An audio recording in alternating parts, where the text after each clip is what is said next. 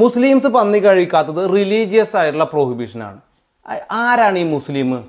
മുസ്ലിം എന്ന് പറഞ്ഞു കഴിഞ്ഞു കഴിഞ്ഞാൽ എന്തോ മറ്റേ മനുഷ്യനൊന്നും പെടാത്ത ഏതോ ഒരു സ്പീഷീസ്, നിയാണ്ടർത്തൽസ്. മുസ്ലിം എന്ന് പറഞ്ഞാൽ സമർപ്പിച്ചവൻ എന്നാണ്, അല്ലെങ്കിൽ കീഴൊതുങ്ങിയവൻ, അല്ലെങ്കിൽ ദ വൺ ഹൂ സബ്മിറ്റഡ് എന്നാണ് ആ മുസ്ലിം എന്ന പദത്തിന്റെ അർത്ഥം. അപ്പൊ എന്താണ് ഈ സബ്മിഷൻ, എന്താണ് ഈ കീഴൊതുങ്ങൽ?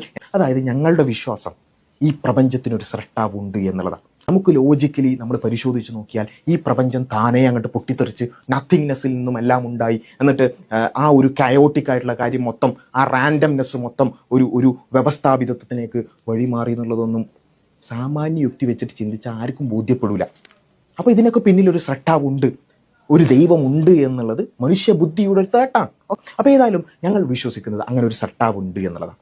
അങ്ങനെ സ്രഷ്ടാവുണ്ട് എന്ന് മാത്രമല്ല, മനുഷ്യൻ എങ്ങനെയാണ് ജീവിക്കേണ്ടത്, മനുഷ്യൻ ഏത് തരത്തിൽ എന്തൊക്കെ ചെയ്യാൻ പാടുണ്ട്, എന്തൊക്കെ ചെയ്യാൻ പാടില്ല എന്ന കാര്യം ആ സ്രഷ്ടാവ് ചില പ്രവാചകന്മാരിലൂടെ, ജീസസ്, മോസസ്, മുഹമ്മദ് നബി എന്നൊക്കെ കേട്ടിട്ടില്ലേ, അങ്ങനെയുള്ള കുറേ പ്രവാചകന്മാരിലൂടെ മനുഷ്യനിലേക്ക് അവൻ്റെ സ്രഷ്ടാവിൻ്റെ സന്ദേശം ഇറക്കിയിട്ടുണ്ട് എന്നാണ് ഞങ്ങൾ വിശ്വസിക്കുന്നത്.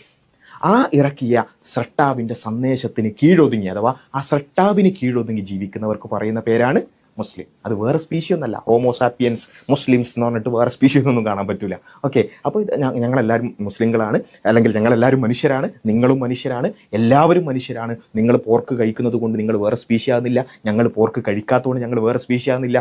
ശബരിമലക്ക് മാലയിട്ടവർ പല ഭക്ഷണവും കഴിക്കൂല, അതുകൊണ്ട് അവർ വേറെ സ്പീഷി ആവുന്നില്ല. ജൂതന്മാർ വേറെ സ്പീഷി ആവുന്നില്ല. എല്ലാവരും മനുഷ്യരാണ്. പക്ഷേ ആ മനുഷ്യരിൽ സ്രഷ്ടാവിനും പൂർണ്ണമായി കീഴൊതുങ്ങി ജീവിതം സമർപ്പിക്കണം എന്ന് വിശ്വസിക്കുന്ന ആളുകൾ, അവർ സ്രഷ്ടാവ് ചില കാര്യങ്ങൾ ചെയ്യേണ്ടെന്ന് പറഞ്ഞാൽ അത് ചെയ്യാതിരിക്കും, സ്രഷ്ടാവ് ചെയ്യണമെന്ന് പറഞ്ഞ ചില കാര്യങ്ങൾ ചെയ്യും.